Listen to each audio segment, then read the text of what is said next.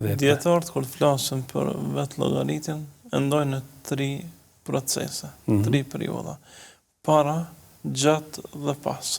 Para kryerjes së veprës, gjatë kryerjes së veprës dhe pas kryerjes së veprës. Pra, sahabët e praktikonin çdo ditë, çdo natë. Jo çdo ditë dhe çdo natë, po para çdo vepre pothuajse.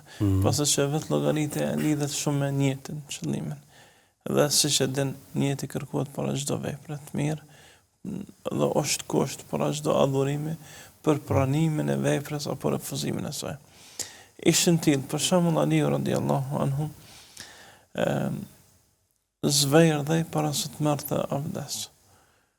Kur e pyesnin se pse gjithë ke frikë e madhe, thoshte e llogarita veten, prej namazit kaluam deri tash dhe mirë për mu para kujt po dal me gjithë këto gabime. Pra bënte llogaritje dhe kjo ndikonte pastaj para veprës të kishte një lloj frike se aja vlen në çdo gjendje me dalë. Ne kështu e llogaritën. Apo Omeri radiallahu anhu, që është shembull për vetë llogaritje. Ndodhte që të hypte në hutbë dhe thoshte: "O njerëz, hasibu anfusakum qabla an tuhasabu amama Allah." Llogaritën e veten e ju para se më llogarit Allahu i lartëson. Llogaritën e veten në këtë botë, sepse ka vend ende për përmirësim, para se të vjen dita kur nuk ka më kohë për përmirësim. Kështu pra sahabët, secili prej tyre vepronte çdo ditë dhe para çdo adhurimi thuajse karshi këtij adhurimi të zemrës. Po ashtu Abu Bekri radiallahu anhu, ndodhte shpesh që e vërenin duke kap gjuhën. Dhe këtë e përmend Omeri shumë. Thashtë sa herë kam pa Abu Bekrin duke kap gjuhën e tina. Siç e përmend Ibn Abi Dunya në librin Heshtja dhe Adokatat e gjuhës.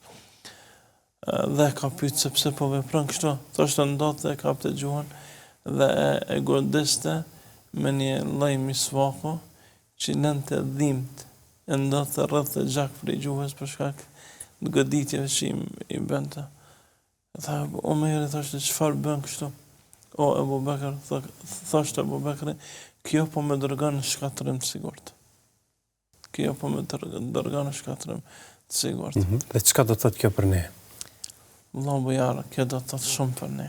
Nëse Abu Bekri me gjitha devotshmëri të madhe, është frigu prej gjuhës dhe pasojave të saj. Çfarë mund të themi ne? Që çdo ambient thuajse na nxit për përgojim.